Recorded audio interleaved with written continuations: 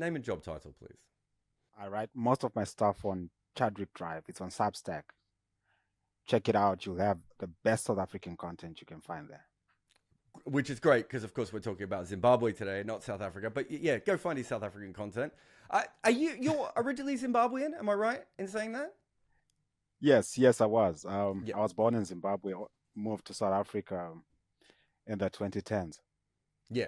Great. Well, it has no relevance today other than your background. But what I thought would be really cool to do would be I was trying to work out the best way of telling the Zimbabwean story, and I think that probably maybe in the future you might even get you on a couple of more episodes because they're such a fascinating team at the moment. Get yourself and maybe Liam as well to pop in for some episodes.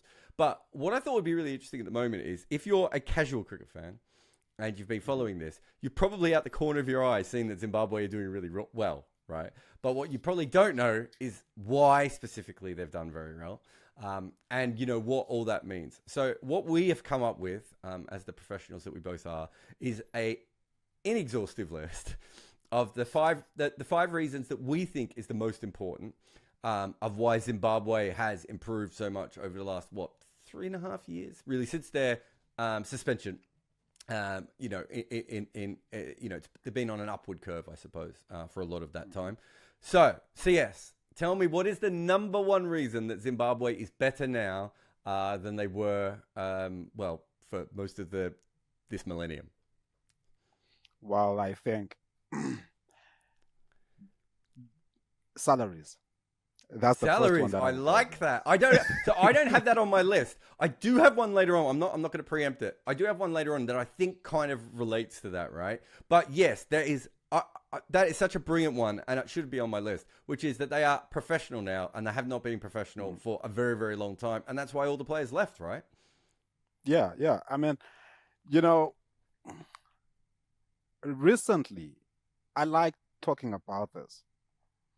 There was a time when Zimbabwe cricket, they would get money from ICC, and instead of just paying the players their salaries, the people would spin it. In Zimbabwe, there's this thing called spinning money. You get it, you move it around a little bit, make a bit of a profit, and then you then try to pay the players with that. And with the way the Zimbabwe economy is if you get US dollars, you are better off than if you get Zimbabwe dollars, which are bond notes at the moment. So after spending the money, the players would then receive the local currency, the bond notes, and they were of no value. The inflation is crazy. Yeah. So for a long time, players had to worry about money instead of worrying about the game. And uh, for a little while now, since the suspension was lifted, I've heard that these guys are getting paid on time. And for me, that makes a huge, huge difference. I love it. Just on time. No, it's not great money, but they know that it's going to come in, and it comes in. I mean, the professionalism thing, we saw the whole thing with Ryan Burl and the shoes and everything else. Mhm. And you talk about the money coming in and it being spun. There's also, it wasn't that long ago, I want to say, 7 or 8 years ago, when the ICC gave Zimbabwe a lot of money and it went straight into a bank that was run by someone, involved with Mugabe's government directly. The money didn't come out as quick. No one really knew why the money hadn't come out to pay its debts and all those sorts of things. So yeah, I think professionalism is a huge thing. We've seen two Zimbabwean players of recent times, get sucked into match fixing. They have become, I think Graham Kramer also might have had. I don't think he was suspended, was he? I think he came forward as well. But the Zimbabwean players became very. What's the best way of putting it? But they became easy pickings because people in the betting industry knew that easy marks, right? And so if you have a salary and you have to pay this much for your mortgage and you're going to get paid this much from Zimbabwe cricket, and as you said, it's going to come in on time, then that makes absolutely sense. So my number one is a little bit more crickety than that, but it's the rise of Sikander Raza, right? And the reason that I have put this up here is because I don't think there's another player who's as important to his team at the moment as Sikander Raza is, right? And that doesn't mean he's the best player in the world. We saw him in the IPL. His bowling didn't quite stand up as much as, it stood up basically as much as people like me thought it would. But, obviously his batting was a little bit different at times. But when he's playing for Zimbabwe and the role he plays within Zimbabwe for the ODI team and the T20 team, it's so important. He basically allows them to play in a way, and he allows their top order to pick players who are not as good, who can chip it around because he can catch up for them at the end. He allows them to pick an all-rounder who's probably a bit of a bits and pieces player, but helps their overall, team. He allows them to go in with extra batters if they want, because he can play as a batter in the top order and also be a bowler. The flexibility that Sikander Raza has, and he's been a good cricketer for a while. I remember working for an agent who had him on the books and like going through his numbers, even must have been 2017, 2018 when I was working for this agent. And I remember looking at it going, this guy's way better than anyone realizes. But even then, within that, he's had a huge jump. And he really is perhaps the most important player to any one team in the world at the moment. I had Sikander on number 2 because you spoke of the cricketing reasons, but then there are the non-cricketing reasons. Like, people who follow soccer football will remember Peter Ndlovu, the first African player to play in the English Premier League. And it's important that you know. I don't know who that was. I was just nodding politely. But okay, football, I've heard of it. People play it. Cool. Yeah, Peter played for Coventry. He was very good. The first Zimbabwean to play abroad, I think. And when things started getting difficult in Zimbabwe, Peter would always bail out the Zimbabwe Football Association, financially, that is. He would buy kit when kit was needed. He would give money when money was needed. And instead of just being this amazing player on the field, he also became this figure, this important figure who was always there to help. And I see a little bit of that in Sikander. Like, okay, you need a crowd at the grounds. Sikander is going to buy tickets and leave them at the gate, and then they make a social media announcement. And, there's a crowd. Because not a lot of people, can afford to attend cricket matches. This is the sad part. The economy is bad. People are living hand to mouth, a lot of them. But if you're going to make use of your home advantage, what Sikander does goes a long way. And not only that, Sikander is always chipping in with money when he feels it's needed. An example is the under-19 squad was in India during the IPL. He came through, he paid for them to go to matches, he gave them cricketing boots, he gave them, so he's assuming this Peter Ndlovu role that I spoke of earlier, that instead of just being a player, he's motivating everyone around him, showing them that, there's a higher level that we can do this. We don't have to end on this level. We can go up and we can do more for the country. And, it's infectious when someone does that. It's also just like when you have someone like that, if you have someone who's a professional on that level and they come back, right? So, they had a few players who obviously played county cricket, but he was probably one of the first sort of truly franchise guys, right? Where he would go out and he wasn't playing in the major franchises that much in those days, but he played in franchises and everything else. But he clearly had a professional mindset. Having your best player have a professional mindset is another huge advantage, right? The ability at that stage to come back to everyone and say, no, this isn't about me. This is about us getting better. This is how I got better, right? Now I'm going to try and help you get better. All those things matter. Look, I think it's an incredible story, really. And how quickly he has risen. It's just absolutely brilliant. All right, so that's your number 1 and your number 2. My number 2 is Dave Houghton. So for those who don't know, Dave Houghton was obviously a fantastic player I've used his story a lot over the years to talk about the difference between him and Nick Price when he made the joke of one day when he was playing a first-class game in Zimbabwe and Nick Price's private jet flew over the top. He knew he'd picked the right sport in cricket, not golf.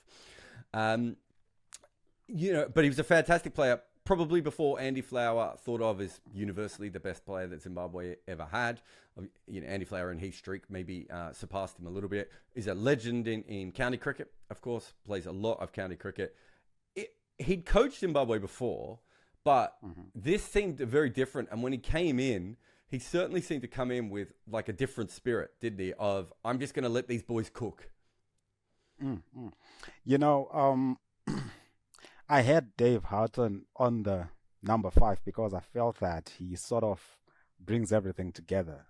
Like the other things are because of him. But, as you said, when he first coached Zimbabwe, it was a very inexperienced team. They needed a lot of hand-holding.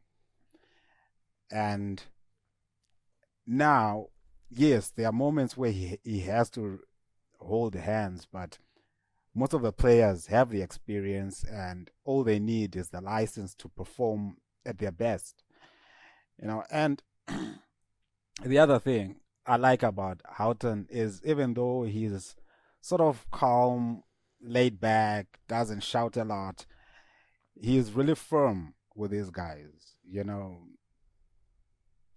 One story I heard is when he had just come in, Sikander Raza wanted to share a lot of information, always talking and everything, and David to shut him down. Look, dude, you're the player, I'm the coach. Let me coach, you play. It's that simple. And, he draws the boundaries. And I understand that there are a couple of not so nice characters in the Zimbabwe side right now. I suppose it's something that you come to expect with Zimbabwe. The professionalism is still low, even for most of the guys, especially the guys that have not played outside Zimbabwe. They have not yet experienced what it's like to be a professional cricketer. So a lot of them are difficult, so to speak. But Houghton, limited, you mean, don't you? When you say not nice, you mean that they've got a couple of players who it's a little bit like the Island team where, there's 5 or 6 players that are really, really good, but then there's a couple of other players that are kind of more making up the numbers, right, at this stage. Yeah. So, I mean, that's an interesting thing is he's kind of coaching from Sikander Raza, who's an IPL player, down to people who just haven't played a lot of cricket, who are not very developed as players. Like, the best one is, you watch Joy Lloyd Gumby play, and he can clearly bat. It's not that he can't bat, but he also looks like someone who hasn't played a lot of top-level cricket, right? Who's still working himself out, who's probably a limited player anyway. And so Houghton has to coach up and coach down, really, doesn't he? Gumby is a very good... Okay, we pronounce it different, but the same person, Joy. No, that's perfect. I'm disappointed it's not Gumby, because I don't know if you know that there is a famous French animation called Gumby, and you've called it Gumby, which actually, that's broken my heart a little bit, but you can continue. Yeah, but you look at Joy Lord, I think it's 30 or 31, and he has only played first-class cricket in Zimbabwe, and it's not the best first-class cricket, if we are honest. And now he has to open at the qualifiers. It's more like throwing him into the deep end, but because Houghton is able to sort of shepherd him, he puts up 30s, 40s, 20s, gives the team started. Yeah, exactly. He's been really consistent at that. It's almost at a certain point you want him to get out and let the more attacking players come in, but he does his job over and over again. All right, so that's I've got your number 1, your number 2, and your number 5 done.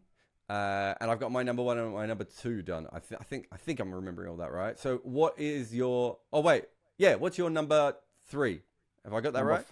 Number 4. I have Houghton, Raza, and then the salaries. Oh, okay. All right, then let me come in then. I'll come in with one. So at number 3, I have the bowling attack, right? I think this is a really, really important one that somewhere out of nowhere, Zimbabwe have a world-class bowling attack with multiple options. They have part-time finger spinners available to them. They have, obviously, Sikander Raza, who's slightly better than that as an off-spinner. They have Ryan Burl's leg spin available. They then have, 3, 4 seam bowling options that they can rotate for different formats. I'd love to see them play a proper test against a really good team just to see how they go. I mean, because some of the test pitches in Zimbabwe are not as much fun for their kind of bowling, but I'd love to see them go to New Zealand, right, and play a test there, or play a test against South Africa on a good pitch, because there's no doubt that, I mean, Blessing Musrabani is probably the next level bowler, and he's the gift, right, that has come to Zimbabwean cricket. But even a player like like Chendai and some of the other guys, you're looking at them and you're going, but there's so many options with their bowling. Seam bowling, spin bowling, the combinations that they can use. I've been so fascinated by the fact that they've been using 8 bowlers in the World Cup qualifiers for a lot of the games. And it's not because people have been getting whacked out of the attack or anything. It's because they have that many bowling options in their team. They can use them completely tactically. And I think, I didn't expect to see a Zimbabwe bowling attack this good. Like, if you told me that they'd got good, I would have said it'd probably be what they've always been famous for, right? Guys who can bat 3, 4, 5, 6, maybe a couple of all-rounder talent type players. But this is unlike any Zimbabwean bowling attack we have ever seen before. Yeah, I didn't have bowling on my list, but it's very interesting. I didn't have it because in a couple of matches it looked a little blunt, or maybe it was the wicket. I'm not sure, but they didn't look very effective in the qualifiers, and I was a little disappointed. But this year there has been less pressure on Mzarabani, for a while, since Mzarabani started playing in the UK and then in this Pakistani league. A lot of pressure has been on his shoulders. He has had to carry the burden a lot.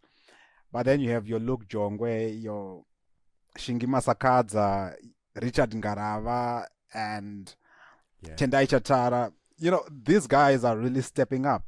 They look good. If only they could just get a little more experience, is what I would like to happen for them. Then, Blessing is obviously next level talent, but he also looks like someone who's played a lot of county cricket, right? He looks like someone who understands his game, whereas some of the other guys are very, very talented. And Gava is a perfect example of someone very talented. You just wish he'd bowled in more places around the world. But you talked about the World Cup qualifiers. I know what you mean, but there was the game when I think it was the Netherlands scored over 300 against them, and I thought, they shouldn't be allowing the Netherlands to score over 300 against them. But then Zimbabwe chased it in 40 overs, right? So looking back on that game, maybe their bowlers actually did a fairly decent job at keeping them on a batting wicket. And some of these wickets have had a lot of runs on them at times as well. But no, I just think you're talking about, if you mention all those guys, the 5 seamers, then you've got the 2 spinners. 7 options to be able to pick from in Zimbabwean cricket. It's not Guy Whittle, is it? Like, it's a completely different generation of Zimbabwean bowlers than we've ever seen before. And, there's older guys, there's younger guys, there's left armers, there's tall, there's a wrist spinner. I mean, to be fair, Zimbabwe's always been really great at finding wrist spinners. But, all these different options that they have available to them. I just think that it's one reason why they're consistently a handful when they're playing better teams. Right, it's that ability to have at least 1 or 2 bowlers who can do something against you. That means that it's not. If you look at Ireland, for instance, Ireland's a very good overall unit. Scotland is a very good overall unit. But the reason that Netherlands sometimes looks more dangerous than those 2 teams is just because Netherlands, when they actually have all their bowlers available, can do some real damage. Well, Zimbabwe have that available to them over a long period of time, and we should be able to, the more cricket Zimbabwe play, hopefully we'll see well, specialist test bowlers come through, T20 bowlers and everything else. And also, now that Sikander and Blessing are already, out in the world, people are going to start recruiting for their T20 franchises from Zimbabwe. Ryan Burl's played a little bit overseas as well. Some of the other guys have certainly made lists. I've certainly seen teams have a look at them before. So I just think it's a really, really exciting thing. And maybe I'm putting my historian hat on here a little bit. And it's not how I remember Zimbabwean cricket. And it feels like to me that this is an important part of what's happening. Okay, so we've done money, we've done Houghton, we've done Sikander, we've done bowling. All right, what have you got at number 4 on your list? On number 4, I have home advantage, like 2 qualifiers at home, last year and this year. And Zimbabwe has been on fire in both. Talk us through Zimbabwean pitches at the moment, because I remember not that long ago talking to CricViz, and it had the second highest turn percentage in the world, right? So balls really do rip there. But Zimbabwean pitches they're not like South African pitches, are they? They're almost like their own separate species. But it's almost, in some ways, it's more like the West Indies in that they're very varied pitches. There isn't maybe, they don't have a type of pitch in the way that Australia and India and England do as much. Yeah, it's quite interesting. As you say, they're different, and on some level, I remember following the Logan Cup, and there's a forgotten spinner, young man, Brendan Mavuta. Yeah, he's not forgotten on this podcast. I mention him about once every 2 weeks. I'm the only person left mentioning him, but I still believe in him. The young man is taking bucket loads of wickets week in, week out.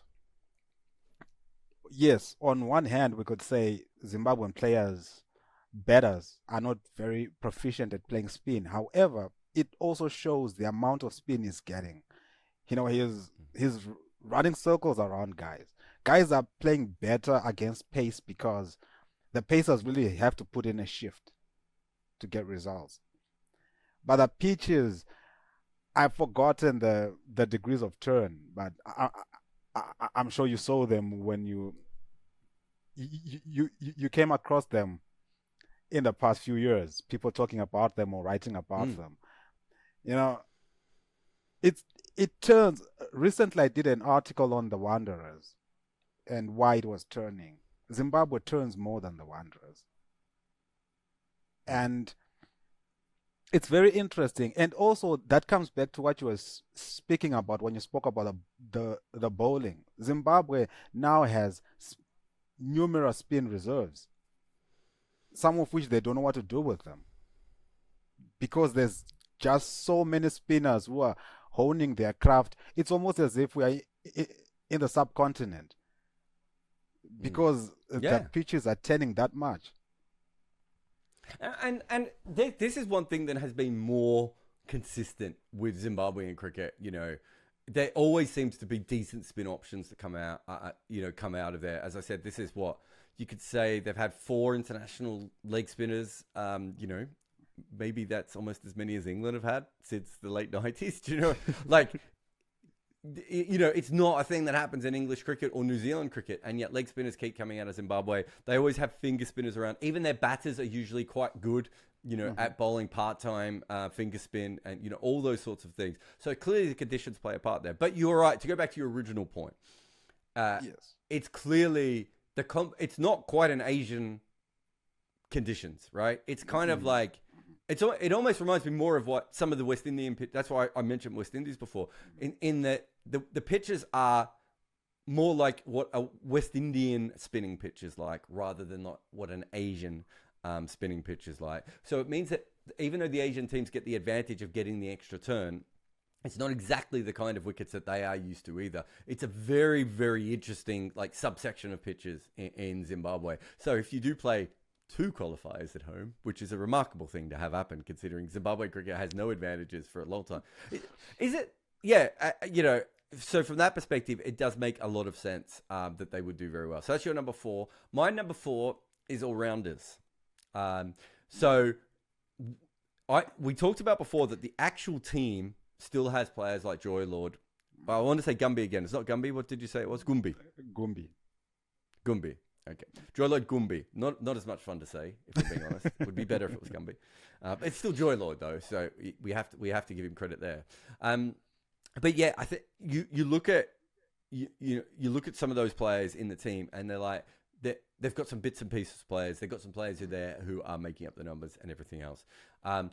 But they're allowed to do that because Sikander Raza and Ryan Burl can both bat in the top 7, right? Mm-hmm. And that is a huge advantage to be able to have, because in any game, if it's a T20 game or if it's a one-day game, you should be able to get at least 10 overs or 4 overs out of those guys. But actually, more often than not, it's probably going to be closer to 6 overs or 15 overs. And some games, it's going to be 20 overs. That allows Houghton to be a little bit more flexible with what he does. That gives them a huge advantage. There aren't many teams in the world that have 2 players in their top 7 who can bowl at that level. And then they have, some of the other batters who can bowl finger spin as well. So that if you add in the sort of more part-timery guys around them, Williams and those sorts of guys, you're suddenly looking at probably getting close to 40% of your overs from your top 7, which means that you now have 6, 7, 8 bowlers in a lineup, or you could bat up. You could have like 8 specialist batters if you wanted in your team, or 9 specialist batters at times in your team, and depending on the conditions, and then allow the top order to do that. That just doesn't happen. Like, that's a remarkable situation.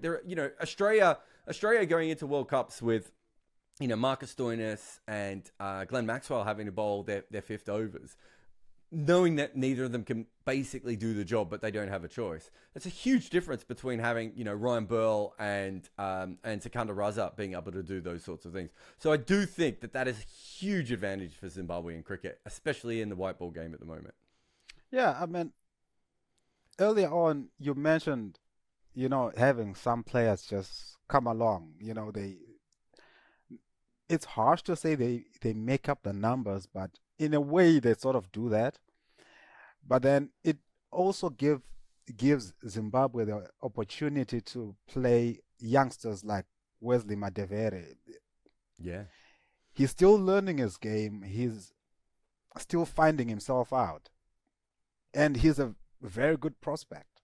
I think he has a high ceiling, I think. I remember I was talking to someone, because Madevere studied here in South Africa, and he captained a team that had an unprecedented run in schoolboy cricket, and that's how good he was.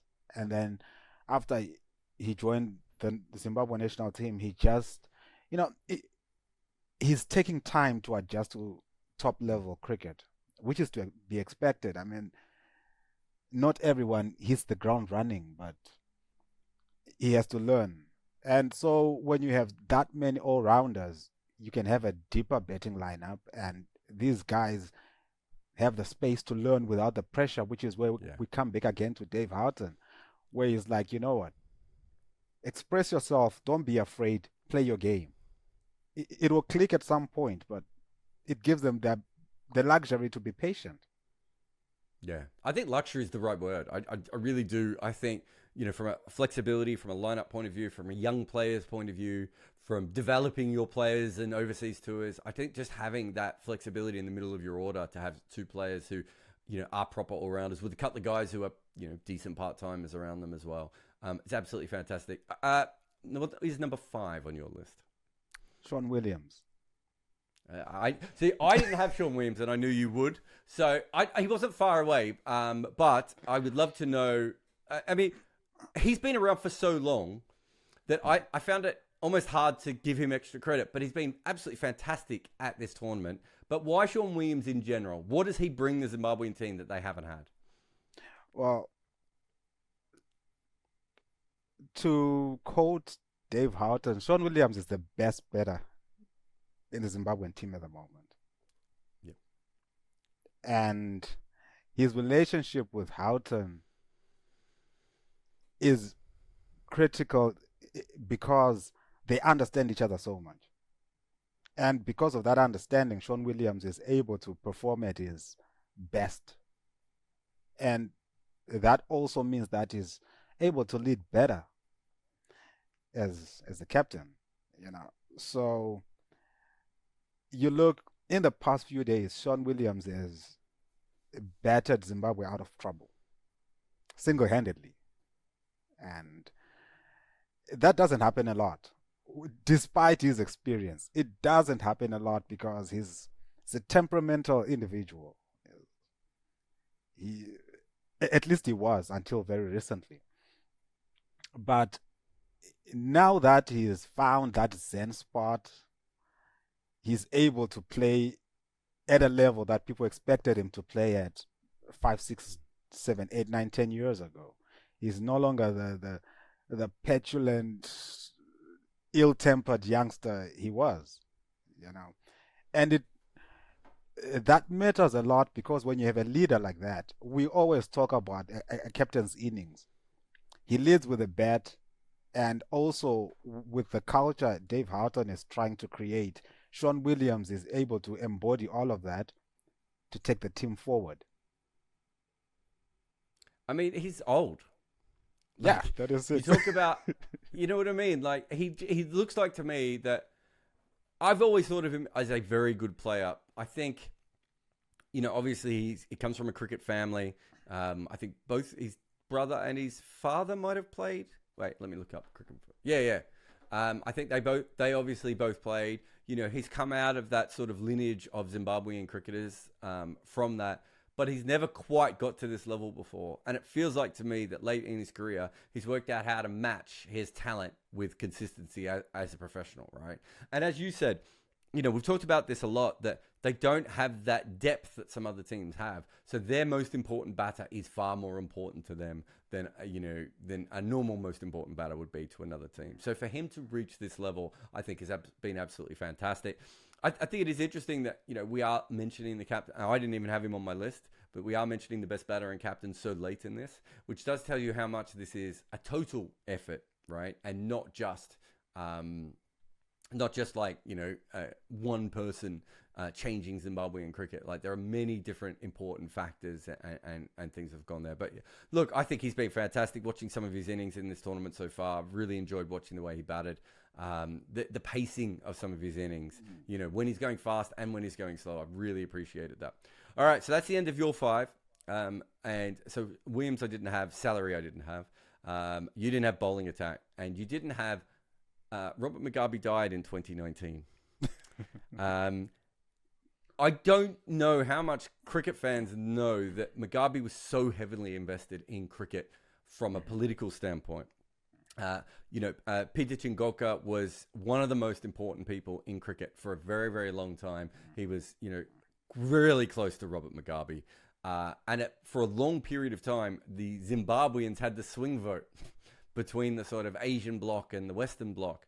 And because of that, Chingoka got a lot of things for Zimbabwean cricket, which didn't actually help Zimbabwean cricket, but, made himself and Mugabe feel a lot better about what was happening. Of course, Mugabe has that great comment about cricket where he says, cricket is a game for gentlemen, and he wants his nation to be a nation of gentlemen, completely unaware that the way that gentleman is actually used in cricket.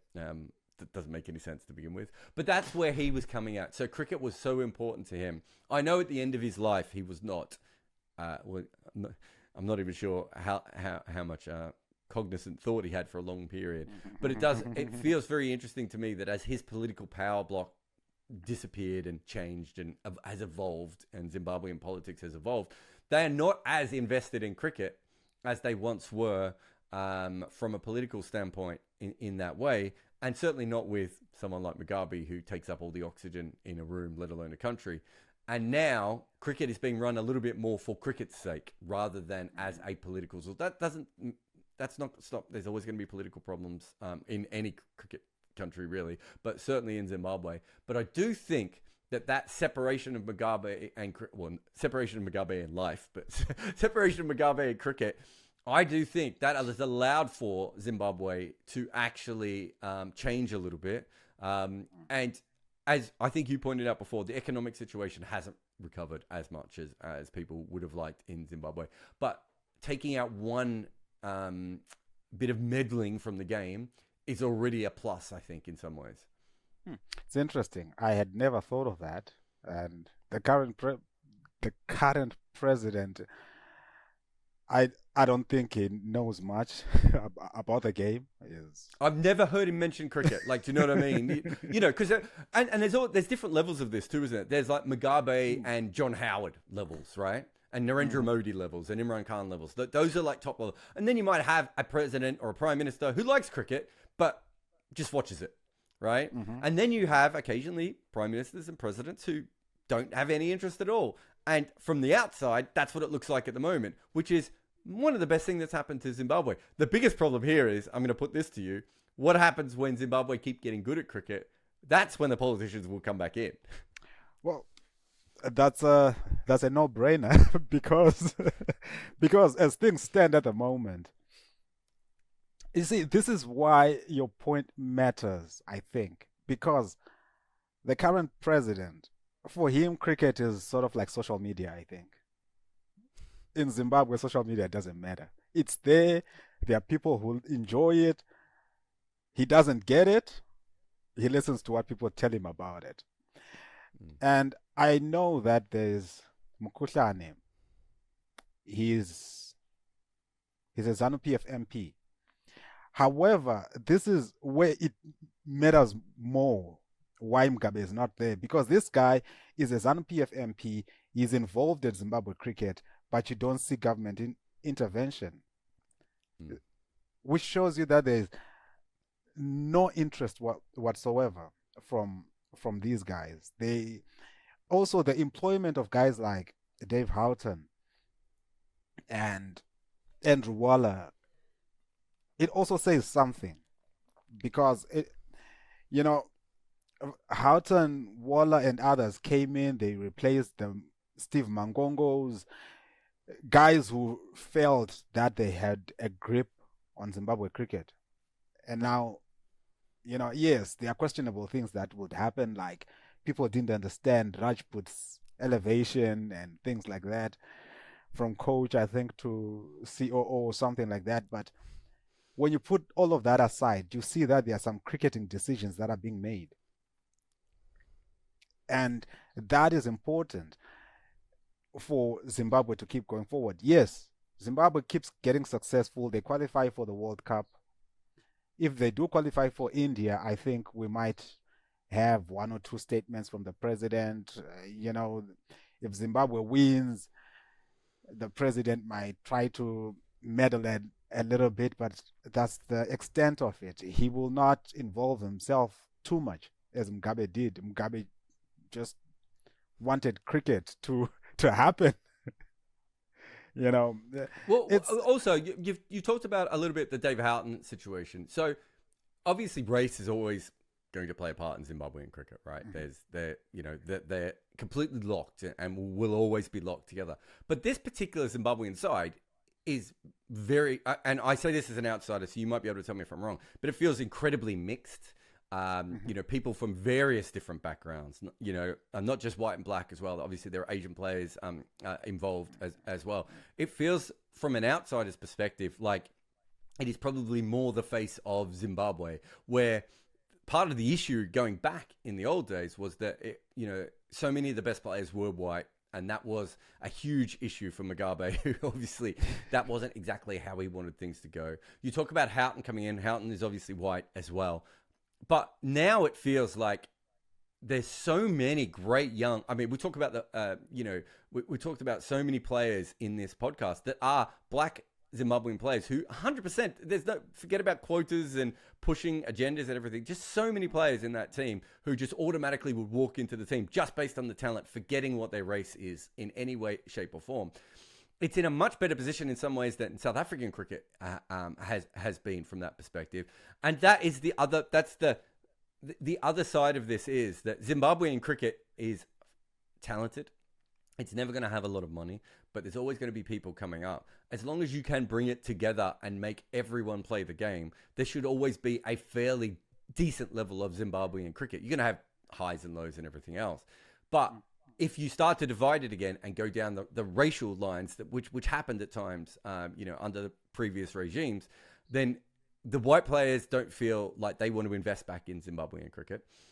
They will go off and play club cricket in England and probably make more money, if we're being honest. Maybe get a county deal if they can. That takes away a talent drain. It takes away coaching. And if you look at this generation now, it is a combination of everything in Zimbabwean cricket coming together. And I'm not sure we've ever truly seen that before. Look, I mean, look at the crazy trip that Gary Balance took us on. I mean, during the It's Mugabe funny that years, it's taken us that long for us to actually get to him. Yeah, he played, didn't he, for a couple of minutes? During the Mugabe years, I don't think Balance would have had a look in. Yeah. But now, people were pragmatic enough to say, you know what, if we bring him in, him being an experienced player, and the race issue always comes up, he's white. But if we bring him in, there's cricket sense behind this decision because, one, we need to win matches. That's how you inspire the next generation of players. That's how. And also, he's also able to share with the team, things, help the current setup to grow, to develop. And then a short while later, a couple of matches later, he hung his bat for reasons I don't know. I've heard rumors, but it's rumors. There's lots of rumors. We'll leave the rumors here. But yeah, look, but he's fascinating on 2 points, right? Because there's no way in the previous Zimbabwean regimes he would have come in because he would have. It would have, because of what happened at Yorkshire and the racism that he was suspended for in Yorkshire and all those sorts of things. It just wouldn't have happened, right? It wouldn't have been something that would have gone on. And so to be able to go from that to where we are now is a huge difference, even if it didn't work, right? Yeah. But it's a bit like any smaller industry, right? People are always going to go off to bigger places. People are always going to go play county cricket. They're going to play franchise cricket. I mean, Blessing almost took a major league cricket contract, right? Like, all these things happen, and we know this again and again. But when you are a small cricket community, like Zimbabwe is, like, it's not a massive, big one, like certainly like some of the other countries out there. You want to make the most of every bit of talent you have, and that doesn't just mean on the field, right?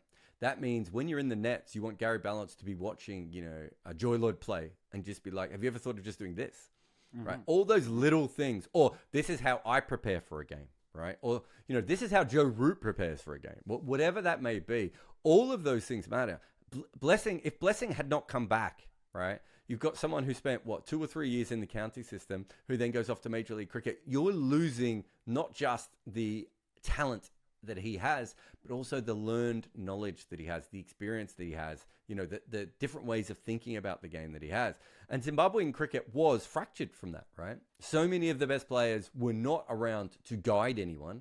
And it did cause a problem. It feels now like not that everyone's welcome home again, but that Zimbabwean cricket is now being embraced by Zimbabwean cricketers. And I would say that before 2019, that was not the case. If you talk to a Zimbabwean cricket person at that stage, they'd just be like, it's dead. And it wouldn't matter what their race was. Everyone felt the same way.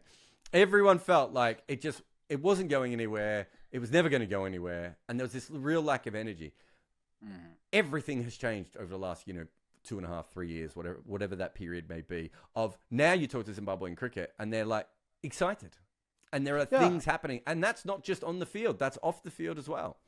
Yeah. I mean, there's this kid who's playing in the UK, Tawanda Muyeye. Very talented young man. Is he the schoolboy? Yeah. Yeah, I know. I've heard. Yeah, so he went over quite young, didn't he, to play school cricket? And everyone's told me he's a great young talent. Yeah, I mean, he scored his maiden ton in county cricket just recently, and he went when he was 14. But when Muyeye was asked if he was going to play for Zimbabwe or England, he stated that his dream was not to play for Zimbabwe, and that was at a time when no one had hope for Zimbabwe. Yeah. I think, I might be wrong, but I think today, if that question had been posed to him, that same question had been posed to him today, he would have a think about it. He might choose England, but he would have a think about it. Yeah, and I suppose this goes back to the original sort of premise as well of it's not a talent problem in Zimbabwe cricket. It's not like after the 90s, you turned off a button and no one could play cricket ever again in Zimbabwe, right?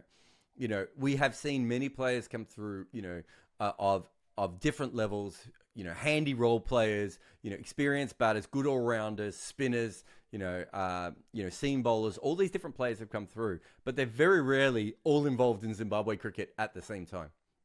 Right. And so if you have a situation like that, as you said, he might still pick England because he might think, well, wait a minute, I as a professional, I can make more money in England. And maybe I do go on to play for the England national team, which opens me up to something else. But the other side of that, of course, is that even if he just has the ability to think, well, maybe I will pick. Maybe I will play county cricket till I'm 26, 27. And if I'm nowhere near the England team, I'll go and play for Zimbabwe for a couple of years, right? And he's going to take... What did you say? He was 14. I think he played the top level of schoolboy cricket over here. He was in academies from a very young age, first class system, all those sorts of things. That's 10 years of experience he might be able to take back into that side. Even if he only plays for 1 year, what he would be able to give to Zimbabwean cricket at that point is so immense. And I think that's the point now, is that players like him, players like Balance, you know, players like Blessing are actually going, no, we can go back. And that is not how Zimbabwean cricket was. It's incredible to see how quickly it has turned around from, it wasn't that long ago that I think, you know, you, me, people like us were sitting there going, it's done. Zimbabwean cricket's done. They'll still have players, but as a team, I couldn't see any light at the end of the tunnel a few years ago. I mean, look at it now, even at the lower levels. One issue I've always had with Zimbabwe cricket was there was no solid foundation at the bottom. But now, you look at it, because there's hope. People are hopeful. And guys like Brendan Taylor and others, even though they are no longer playing, they're setting up these academies. They have this wealth of information, this wealth of knowledge that they are now able to pass through. It almost takes us to the time when Andy Flower and Grant Flower were coming through. They would go play matches and then have to go to coach young kids. You know, there was a system back then where they had to do these things. It was part of being a national team player. So even though Taylor and others are not playing, with their experience and knowledge, they are able to provide up-and-coming youngsters with solid information, solid backgrounds, unlike in the past, 20 years, 25 years, where you had a situation where a school teacher who just knows school cricket is trying to set up an academy to develop international players, you know, or franchise players. There's a world of difference when you look at it. No, definitely. CS, thank you very much for coming on the podcast. Everyone should head over to Chadwick Drive and find mostly your stuff about South Africa. In fact, you haven't written enough about Zimbabwe yet, and it's frankly a little bit annoying for me. But thank you very much for coming on the show. No, thank you for having me. Look, it's not because I don't try. I try, but it's a little insular. Change still needs to be made on that front. You know, they won't let you in. You can imagine how much fun I've had trying to get anything out of Zimbabwe cricket over the last couple of years. But thank you very much, mate, and I'll talk to you soon. All right. Thank you very much for having me.